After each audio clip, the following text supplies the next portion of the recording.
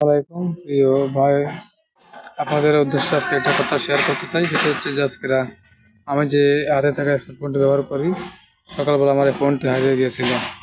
তো কীভাবে হারাইছি তো ঘটনাটা আপনাদেরকে বলবো। সকালে আমি আমার বাসা থেকে কাজের উদ্দেশ্যে বের হই। তো ফোনটি আমার পকেটে রাখা ছিল। তো আমি একটা গাড়িতে উঠি। আমি গাড়ির পেছনে বসা ছিলাম।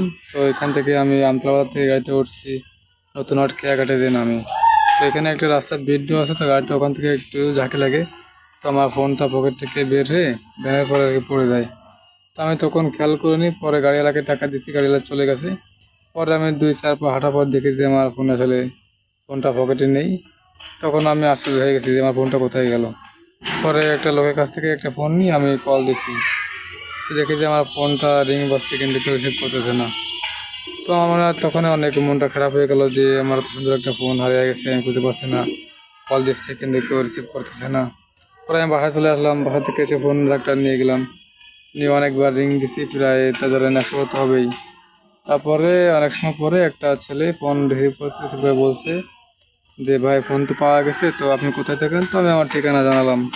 তারপরে বললো যে ঠিক আছে, আপনি বাঁশবাড়ি দিঘির পাড় আছে, ওখান থেকে দুলু চৌরাস্তা 4 রাস্তার মোড় আর কি, ওইখানে যাইতে বললো। পরে আমি সেখানে গেলাম অনেক টাকা খরচ করে। তারপরে আর কি সেই ভাইকে ফোন দিয়ে আমার ফোনটা পাই। আসলে ভাই ফোনটা যে ভ্যানের উপরে পড়ছিল ওই ভ্যানওয়ালা ফোনটা পায়নি। আমি এখান থেকে ধরেন ভ্যান থেকে নামছি, তো ভ্যানওয়ালা গাড়ি চালায় চলে গেছে। পরে ওখান থেকে মনে করেন অনেক দূর গেছি, প্রায় 50 টাকা ভাড়া, অত দূর ভ্যানওয়ালা চলে গেছে গাড়ি চালায়। পরে সেইখানে একটা ছেলে মনে করেন যে বালির কাজ করতেছে, করার পর ওই ছেলেটা আর কি ফোনটা পাইছে, পাওয়ার পরে ফোনটা রিসিভ করছে। তা আসলে ভাই দেখেন যে আমি ছেলেটাকে আমি শেখাইতে টাকাও দিয়েছি, তাও সে রাখিনি। তো ভালো মানুষ আছে।